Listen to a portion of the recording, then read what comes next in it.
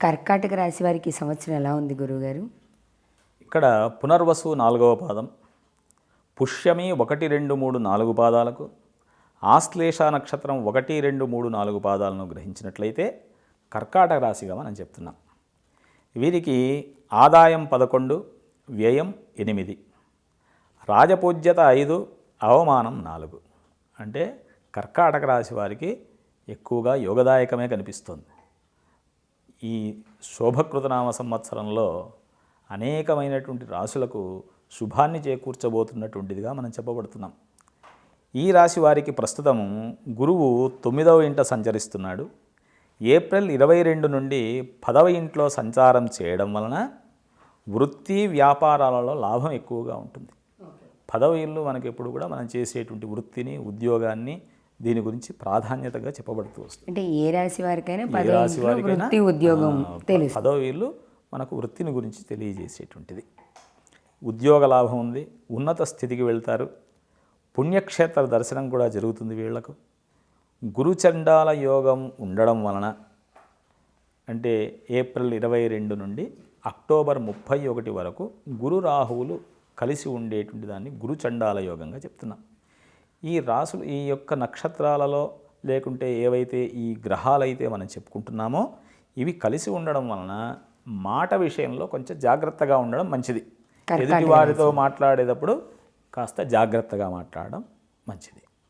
శని అష్టమ రాశి సంచారం వలన, అంటే 8వ ఇంట్లో సంచరిస్తున్నాడు, అష్టమ శని. కాబట్టి వాహన విషయంలో చాలా జాగ్రత్తలు తీసుకోవాలి.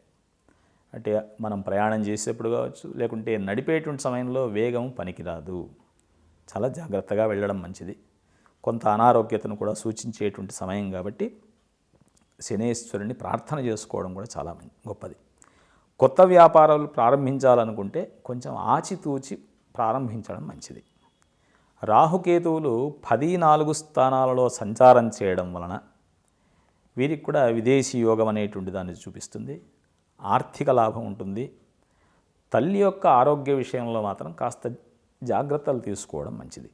చతుర్థ స్థానాన్ని మనం తల్లికి సంబంధించినటువంటిది చెప్తాం కాబట్టి తల్లి యొక్క ఆరోగ్యాన్ని జాగ్రత్తగా చూసుకోవడం మంచిది. అక్టోబర్ 31 నుండి రాహుకేతువులు 9, 3 స్థానాలలో సంచారం వలన ఉన్నత విద్యకై విదేశీయానం చేసేటువంటి దానికి కారణమవుతుంది. విద్యలో రాణింపనేటువంటిది కనిపిస్తుంది. పితృ సంబంధమైన లేకుంటే సోదర సంబంధమైనటువంటి సహాయం వీళ్ళకు ఎక్కువగా ఉంటుంది ఆ సందర్భంలో. అంటే అక్టోబర్ 31 తర్వాత కర్కాటక రాశి వారికి అక్టోబర్ 31 తర్వాత ఈ విదేశీ అవకాశం ఉంటుంది. వీళ్లకు తండ్రి నుండి, సోదరుల నుండి సహాయం ఎక్కువగా లభిస్తుంది. వీరు శనేశ్వరుణ్ణి ప్రార్థన చేయడం మంచిది. కొన్ని శనివారాలు శనేశ్వరుడికి తైలాభిషేకం చేయించడము, నల్ల నువ్వులు దానం చేయడము, శివారాధన చేయడం, రుద్రాభిషేకం ఇత్యాదులన్నీ కూడా ఆచరింపజేసుకోవడం చాలా మంచిది.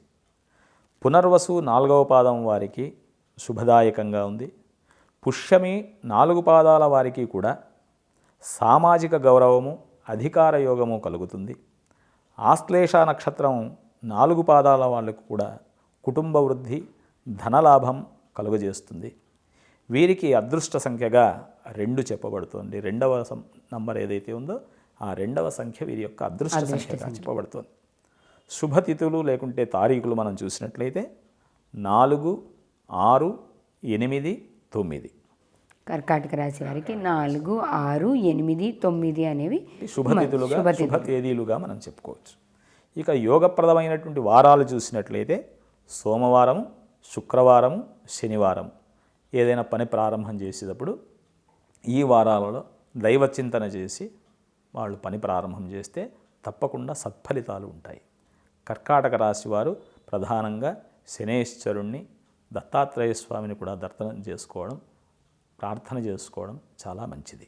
అయితే కర్కాటక రాశి వారు మొత్తానికి ఇప్పుడు శనికి శివాలయంలో శివుడికి వాళ్ళు ఆరాధన చేసుకొని మళ్ళీ వాళ్ళ నక్షత్రాన్ని బట్టి వాళ్ళ జాతక అంతర్దశల్ని బట్టి మళ్ళీ వీళ్ళు చేసుకుంటూ ఉండాలి. పూర్తిగా మనం చూసినట్లయితే ఒక శనేశ్వరుని యొక్క స్థానాన్ని తప్పించి మిగిలినటువంటివన్నీ కూడా శుభదాయకంగా ఉండేటువంటి గ్రహాలుగా చెప్పబడుతుంది. కాబట్టి మిగిలిన గ్రహాలు మనకు సపోర్ట్ ఇస్తున్నాయి. వాటితో పాటు శనేశ్వరునికి ప్రార్థన చేస్తే అందులో శనేశ్వరుడు స్వక్షేత్రంలో ఉన్నాడు కాబట్టి ఆయన కుంభరాశిలో ఉన్నప్పుడు సత్ఫలితాలనే ఇస్తాడు. కాకపోతే ఆయన ప్రార్థన చేసుకోవాలి. చేసినట్టే తప్పకుండా కర్కాటక రాశి వారికి ఈ కర్కాటక రాశి సంవత్సరం వారికి అంతా తప్పకుండా శుభ ఫలితాలు.